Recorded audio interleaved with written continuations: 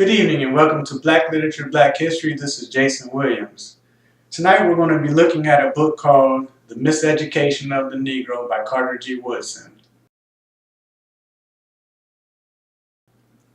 The Miseducation of the Negro was written in 1933, the same year that The Ways of White Folks was written.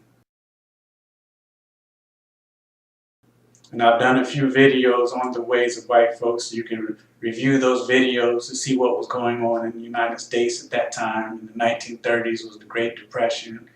And I also recently did a video called The 1930s about the decline in the economic activity in the U.S. equals a rise in lynching among black people.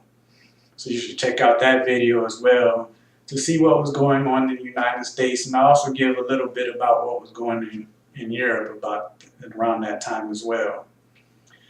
But The Miseducation of the Negro by Carter G. Woodson, written during that time period, doesn't really deal with lynchings and the black community as far as violence towards the community goes. It talks about the miseducation that the Negro or the black person receives in all aspects of his life, from history, literature, economics, science, medicine, religion, everything, even appearance and everything. And we're going to touch on each one of those subjects a little bit. It's impossible for me to expand very deep into each one of those subjects as Carter G. Woodson does in the book, because we would be here for hours. But a little bit of background on why Carter G. Woodson wrote The Miseducation of the Negro. After the U.S.'s imperialistic conquest of the Philippines after the American-Philippine War, Carter G. Woodson was part of a team of teachers who were sent to the Philippines to miseducate the Philippines. Now, why would the U.S. want to miseducate Filipinos after they conquered them? Or why would they want to miseducate the black people in the U.S.? Well, this miseducation the term that we're using, is the same term as colonization. And I've done a few videos on post-colonialism, the post-colonialism literary criticism, and it talks about how if you control a man's thinking, if you control his mind, you no longer have to worry about his actions. If you educate him the proper way and control his philosophies, control his morals, and make sure that all of that stuff lines up with yours, you don't have to worry about his actions.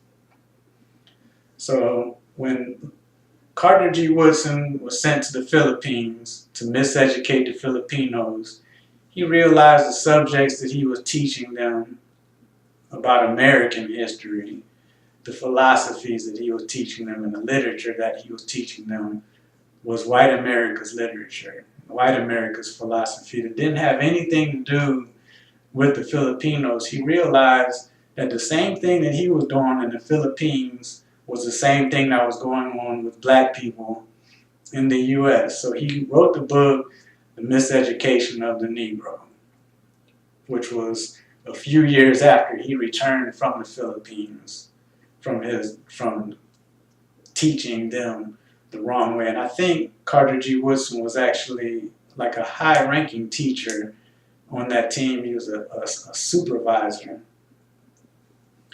So, miseducation of the Negro. Like I said, in every aspect in black people's lives, we have been miseducated. So let's break it down a little bit. History. From kindergarten through 12th grade, we take history class. Now, you cannot find a student who doesn't know about George Washington, who doesn't know about Thomas Jefferson, who doesn't know about Benjamin Franklin, And there's many, many, many white figures, Abraham Lincoln, who are important figures in American history. But you don't hear about many of the black heroes during those same time periods. You don't hear about Crispus Attucks and the American Revolution. You don't hear about Frederick Douglass while you're in school and study his life and his road to freedom. You don't hear about Harriet Jacobs. You don't hear about Carter G. Woodson. And when you do study black history, you only get the peaceful side of black history. When you get into the civil rights movement, they don't even really point out Emmett Till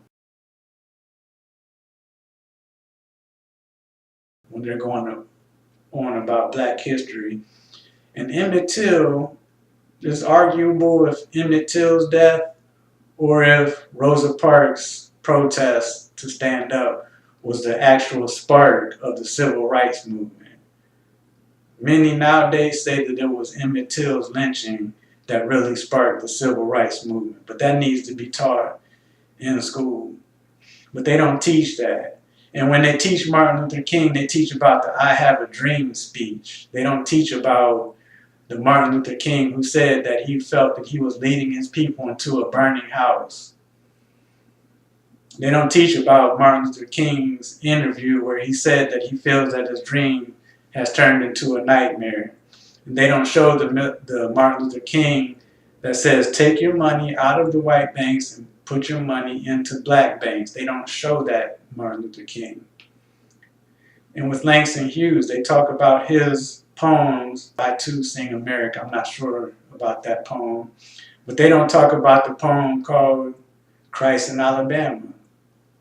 They don't talk about the Langston Hughes who wrote The Ways of White Folks, with stories about anti-lynching and anti-racism and how white folks treat black folks in America. They don't teach that. They don't teach his autobiography like I taught it. I have many videos walking through the autobiography of Langston Hughes where there's riots, there's racism, there's protests, and there's all kinds of history in his autobiography that teachers will be forced to teach that they don't want to teach. So what happens when we go to history class and we learn about European leaders and European revolutionaries and the wars and the American Revolution and all of these heroes that they uphold, we start to admire them. And then our admiration of them, they turn around and tell black people, well, you didn't contribute very much to history. So then we start to frown on our own people and on ourselves. It makes us ashamed to go to history class and never see anything about ourselves. When somebody takes a picture, when you look at the picture, the first person you want to see in the picture is yourself or someone from your family. And you don't go to a lot of houses with a whole bunch of pictures of families that have nothing to do with the people that live in that household. But that's exactly what school is. Black people are going to school and they're not seeing anything that has to do with them, and then they don't perform very well. Some do, some don't. But in our admiration of them, we start to look down upon ourselves. And that's what they want us to do, because they want us to imitate them. Their education is to form black people into them, and then we begin to look at black people the same way that they look at black people, which is not in a positive light.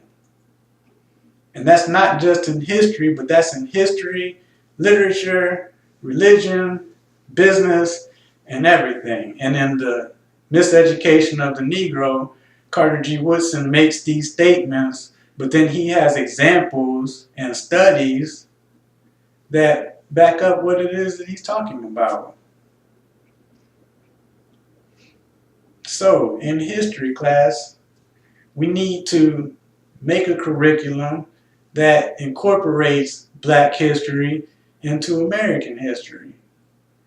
That way, when Black kids go to class, they can have conversations and discussions that involve them that will make them interested in the topic. I used to teach and I used to bring Black topics, Black history, and Black literature to class, and Black kids were interested in it. Because I was very straightforward and I was very raw with it, and in many occasions I was just getting away with stuff that a lot of the other teachers said that they didn't get away with. They were wondering how I got away with it, but I was fortunate to have these discussions with these students and show them certain things and have great discussions, and it just stayed in the classroom. None of them went home to complain about their parent, to complain about what they're learning in class with their parents.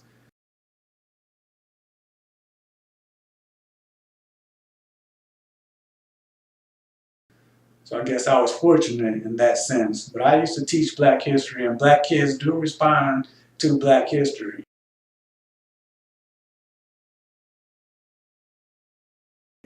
And sometimes you have to play the devil's advocate to get them interested. You have to say things like, yeah, your history ain't nothing. There's no reason to learn it. And then when you get them to come back at you with why they should learn it, then you start teaching it, they become active. So in literature, there is so much literature in the Black community and from Black authors and Black artists that there's no reason for us to need to continuously read Shakespeare. Like, Shakespeare writes tragedies and he's hailed as this great writer, but from our history, from slavery, we have a whole bunch of tragedy. We have a whole bunch of stories. We have a whole bunch of slave narratives. We have language, Black American vernacular, that we can study. You know, once we look at Shakespeare, many of us are just not interested in Shakespeare because it doesn't relate to us in any way, shape, or form. And we imitate white people so much that you got a lot of Black people who say that they don't want to hear anything else about slavery. And they say this without having read all of the slave narratives that have been written. And if we are not the ones who are making these movies about slavery, who are writing these books about slavery, who is educating people about slavery, then someone else will. And I think it was Zora Neale Hurston who said, like, if we don't teach our people this, they're going to teach our people this and make it seem like our people enjoy slavery. They're going to teach how they put us in pain and suffering and make it seem like we enjoyed it. And they do try to do that by saying, like, not all of the slave masters were very bad slave masters. So when you hear Black people saying, I don't want to hear another thing about slavery, I don't want to see another movie about slavery, yeah, that's because you've been miseducated to look down on it. There have not been that many movies made about slavery. And in slavery, you got tragedy, you got overcoming hardships. And when you look at the whole thing, there's never been a time in history where the oppressed became president in the shorter time span that happened in America with Black Americans. So that's something that you need to think about when you start complaining about not wanting to see certain aspects of your own history. Make sure you read all the books first. Make sure you read all the stories. Make sure you read all the writings. Because the slaves who wrote the narratives, their writings were on point. Frederick Douglass has a long letter where he writes about why Black people should not celebrate the 4th of July, plain and simple. And he also has stories about mutinies on slave ships where the slaves took over slave ships and guided them towards islands under British control during the time period where Britain had freed their slaves. All of that stuff is in the slave narratives. So you need to read it. And there's women. Harriet Jacobs' her slave narrative is brilliantly written.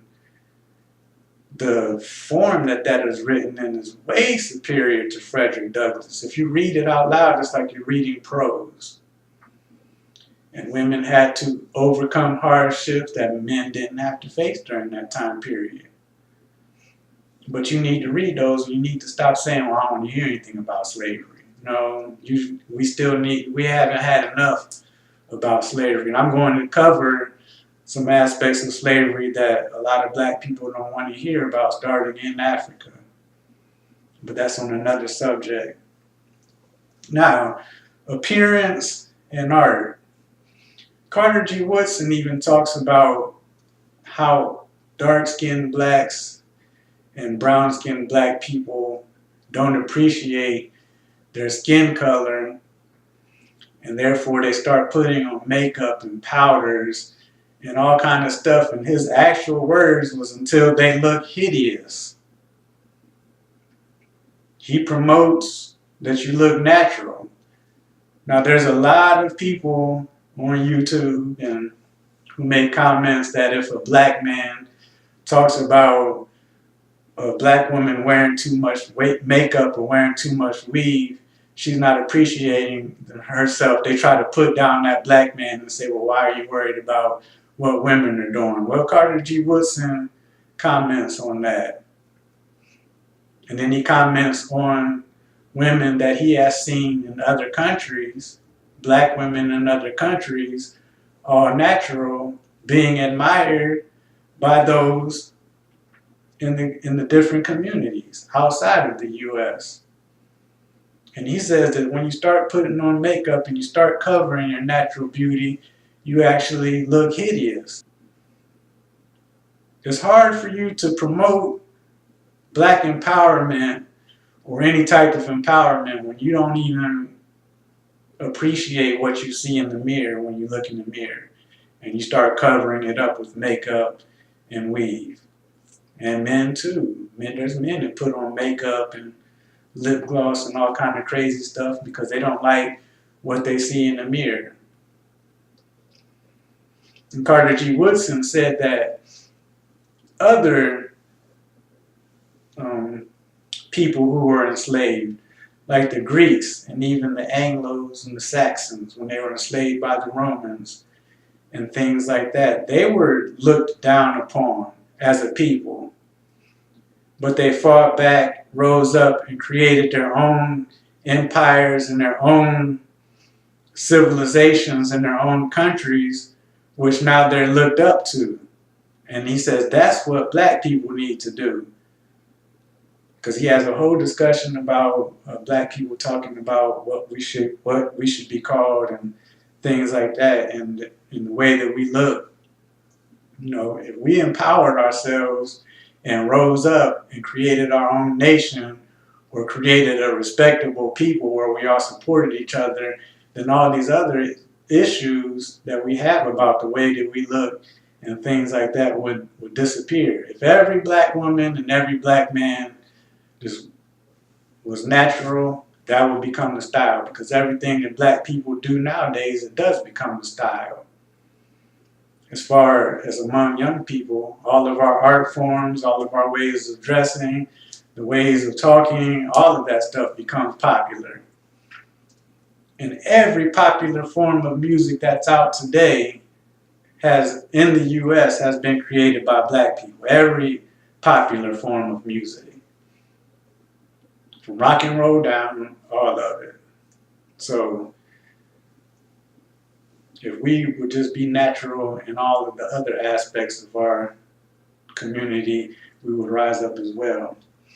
In economics, now I'm going to read a few quotes about economics, because when Carter G. Woodson talks about economics and business. It all boils down to black people not supporting black businesses.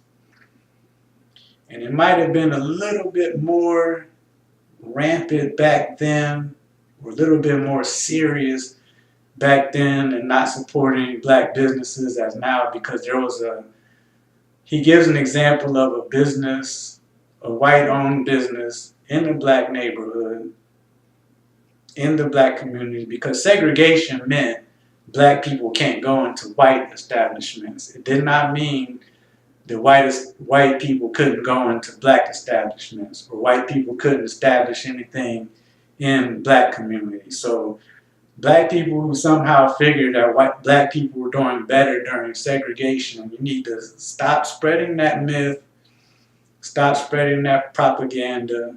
Black people were not doing better under segregation. Segregation was a system set in place to maintain white supremacy.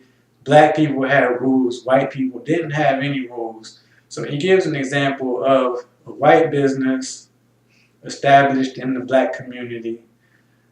The community leaders, the black community leaders, without doing proper investigation, requested to the white owner to please put a black manager in charge of the store for the black people to deal with, since you're in our community. And the white store owner said, I would do that, but I think that you need to investigate to make sure that that's what the community wants. So the black leaders went out to the community, and they found that the majority of the community preferred that business to have white managers instead of black managers. Prime example of miseducation of the Negro, because they felt that white establishments, white-run businesses and everything were better than black businesses.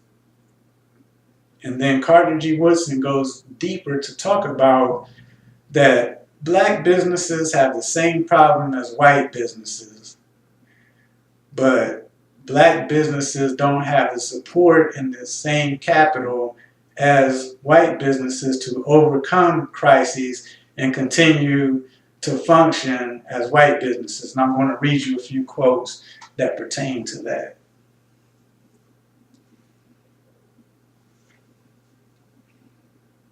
Okay, Negro businessmen have made mistakes, and they are still making them. But the weak link in the chain is that they are not properly supported and do not always grow strong enough to pass through a crisis. The Negro businessman, then, has not failed so much as he has failed to get support of Negroes who should be mentally developed sufficiently to see the wisdom of supporting such enterprises. And then I just want to read this other quote that kind of sums up a lot of the miseducation. If you can control a man's thinking, you do not have to worry about his action. When you determine what a man shall think, you do not have to concern yourself about what he will do. If you make a man feel that he is inferior, you do not have to compel him to accept an inferior status, for he will seek it himself. If you make a man think that he is justly an outcast, you do not have to order him out the back door. He will go without being told, and if there is no back door, his very nature will demand one. So that is something that I just mentioned earlier, but that's just a quote. So the power that black people would have in economics is to support one another. And he talks about foreigners who come to the U.S. and set up businesses in black communities. Because he says that black people, even in school, the economics that you're taught teaches you not to set up businesses, or they kind of show you that it wouldn't be successful to set up businesses in your own communities from the economics that they teach. But these foreigners, he said these foreigners weren't educated in America. They weren't miseducated by the American system. So foreigners who get to learn how Negroes are and black people. They learn how black people are in their communities. They set up businesses in the black community and become successful because they weren't miseducated on the economics that black people were educated on. So that's something to think about. And speaking of foreigners and going to other countries, I skipped over this. Black people, you have to realize, and Carter G. Woodson talks about this, he tells people, realize that the United States is not the world. If you find forces working against you in the United States, or if somehow you educated, you're doing all the right things, but you can't find yourself successful in the U.S., go to another country and do it, because other countries don't have the same racist discourse as the U.S. If you find racism in another country towards black people, is really not as deeply entrenched in them as it is here in the U.S. And he gives many examples of black men who have not been able to start enterprises or to excel in the U.S. and they went to other countries and flourished. Even Langston Hughes' father, when we read The Big C, even Langston Hughes' father was telling Langston Hughes, you know, leave the U.S. if you want to become successful. And Langston Hughes said, I want to become a writer. And his father said, well, name me one black successful writer. And Langston Hughes said, Alexander Dumas. And then Langston Hughes' father said, but Alexander Dumas doesn't live in the U.S. He lives in France. So he is further emphasizing that point. So if you have some sort of education or you have some sort of skill that's not making you money or you can't make it in the U.S., go to another country and try it. You can go to another country and teach English. Then there's a lot of countries who pay a lot of money for people who are native English speakers. Even Langston Hughes in the Big C, he was teaching English and he made enough money to pay his way back from Mexico back into New York. So if you have a skill and you're not making it in the U.S., you might want to try your luck in another country, because many expatriates from America and other countries are living pretty well. You just got to have the courage to take that step and do the little bit of work, because you might find that you won't face the racism outside the United States that you face here. You might find a little bit of bigotry and a little bit of prejudice, but it's the systematic racism and the with all these laws that they have in place to make businesses hire black people and affirmative action and all of that stuff that we still have in place today, which is just further confirmation that the U.S. is extremely racist. The election of Donald Trump, the majority of the country gave the majority of their votes to that president who clearly states that he don't like black people and Muslims and immigrants and calls them illegals and criminals and all these code words for black people. Also, like Muslim is the code word for black person, and terrorists and all of that stuff. So these other countries, they don't have that history. So in the Miseducation of the Negro, Carter G. Woodson expands on that. Now when he expands on it, he talks about successful black people that have gone to Europe, which is also in the autobiography of Langston Hughes when he went to Paris. But Langston Hughes even had further travels where he met successful black people in other countries like Russia and Spain. Spain is in Europe, but he talks about the different types of racism that he encountered in Latin America, but it wasn't as deep as what he experienced here in the U.S. So black people, don't be afraid to travel. And then I already talked about Carter G. Woodson talking about religion. Now, in the Miseducation of the Negro, he talks about preachers and the position of the black church and the black community And some of that is outdated and doesn't exist today as it existed in his time period, but you should still read that part to get a history of the position that the black church played in the community back then. But also it does pertain to us because, like I said, he does talk about preachers preying on people's superstitions and weaknesses and exploiting them out of their money, exploiting black people out of their money, taking their money and not really doing anything great for the community.